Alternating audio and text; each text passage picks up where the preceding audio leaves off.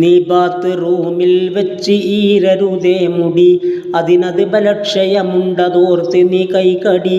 ശത്രുക്കളിൽ നിന്നും ഗുണം തേടണ്ട, ക്ഷണിക്കാത്ത സുപ്രയിലേക്ക് നീ കടക്കേണ്ട. ഗ്രഹനാഥനിൽ നീ ആജ്ഞയും ചെയ്യണ്ട, സിറായ സദസ്സിൽ കയറി നീ ചെല്ലണ്ട.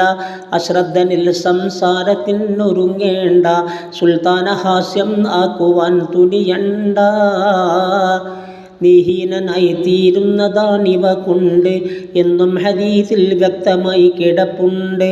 ഫലിതം ഉപേക്ഷിക്കുന്നതേറ്റം നല്ലതാ, അതുകൊണ്ട് മാന്യത പോകുവാനിടയുള്ളതാ.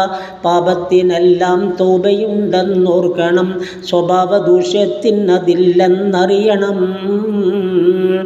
അക്ഷമ നിനക്കുണ്ടായിരുന്നാൽ പിന്നെ റാഹത്തുടൻ സ്ഥലം വിട്ട് പോയതു തന്നെ. ദേഷ്യം വിടുങ്ങാൻ ഏറ്റവും ഹൈറുള്ളതാ, അവൻ നാളെ അതുകൊണ്ടമ്നിലായി കഴിയുന്നതാ. ഈമാന്റെ രുചിയും ലഭ്യമായതു തന്നെ എന്നും ഹദീസിൽ വന്നതാണേ പൊന്നേ. പാപങ്ങളെല്ലാം തന്നെ ഒരു ഗോഡൗണിലും, അതിനുള്ള താക്കോലാണ് കള്ളു കുടിക്കലും.